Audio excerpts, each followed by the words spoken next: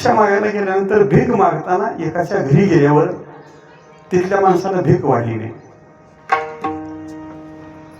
आणि चल चल बाहेर हो म्हणून सांगितलं.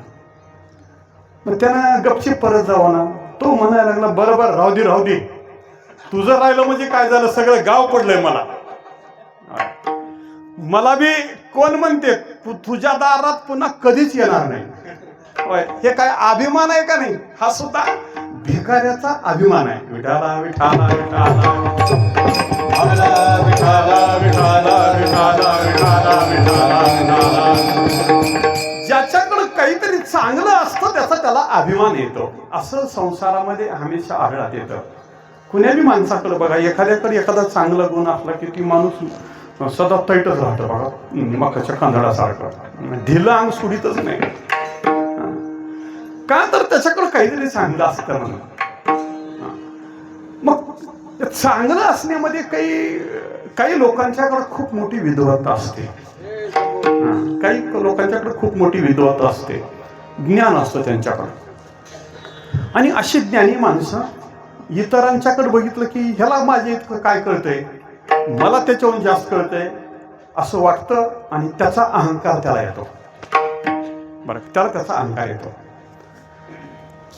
एखाद्याला प्रारब्धवशात संपत्ती चांगली मिळावी आणि त्याचं बरं व्हावं, जे व्यवसाय करावा त्या व्यवसायामध्ये त्याला लाभ होत जावा, व्यवसाय जमावा, त्याला त्याचा अभिमान होतो. ह्या भारेनी संसारच करायचं कळत नाही. ज्याचं जमलंय बरं का, संसारात ज्याचं जमलंय आणि त्यानं ज्याचं बिघडलंय त्याच्याकडे बघून काय म्हणतात, ह्यांना संसारच नीट करता येत नाही. म्हणजे त्याला सुद्धा कशाचा अभिमान असतो, मला संसार खूप चांगला करता येतो, त्याचा त्याला अभिमान असतो.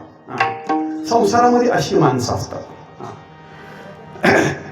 काही माणसं अशी असतात की त्यांच्याकडे सत्ता असते, काही माणसांच्याकडे संपत्ती असते आणि काही माणसांच्याकडे ज्ञान असतं. ज्ञानी माणसाला ज्ञानाचा अभिमान येतो, संपत्तीवानाला संपत्तीचा अभिमान येतो आणि सत्ता ज्याच्याकडे आहे त्याला सत्तेचा अभिमान येतो. पण किती दिवस असतो? सत्तेचा अभिमान किती दिवस असतो? ज्ञानाचा अभिमान किती दिवस असतो? याला अभिमानाला नाथ महाराज मस्ती असं म्हणाले. ही मस्तीत माणसं राहतात. काही माणसं संपत्तीच्या मस्तीत राहतात, काही माणसं ज्ञानाच्या मस्तीत राहतात आणि काही माणसं सत्तेच्या मस्तीत राहतात. 3 प्रकारची माणसं सांगितली आणि तिघांनाही अभिमान होतो. नाथ महाराजांनी याचा उकल करताना असं सांगितलं की एखादा माणूस पाप करीत असेल तर त्याला पाप करतो त्याचा सुद्धा अभिमान वाटतो. नाथ महाराजांनी त्याचा उकल करताना असं म्हणाले, पाप करणाऱ्या माणसाला पापाचा अभिमान होतो आणि तो नरकात जातो, पण तो अभिमान सोडत नाही. ज्ञानी माणसाला ज्ञानाचा अभिमान होतो. एखाद्या वेळी त्या ज्ञानानं त्याचं पुण्य फळाला आलं तर तो स्वर्गात जातो. एखादे कदाचित जर त्याचं पुण्य फळाला आलं तर तो स्वर्गात जातो. आणि ज्या माणसानं आयुष्यभर निरअभिमानानं सेवा केली म्हणजे पाप अभिमानानं नरकात जातो, ज्ञान अभिमानानं स्वर्गात जातो आणि निरअभिमानी जो झाला तो देवाच्या चरणाला प्राप्त करून घेतो, तो देवाला मिळतो. म्हणजे जो निरअभिमानी आहे त्याला फक्त देवाकडे जाण्याचा अधिकार आहे, बाकी सगळ्यांची माती होते. विठाला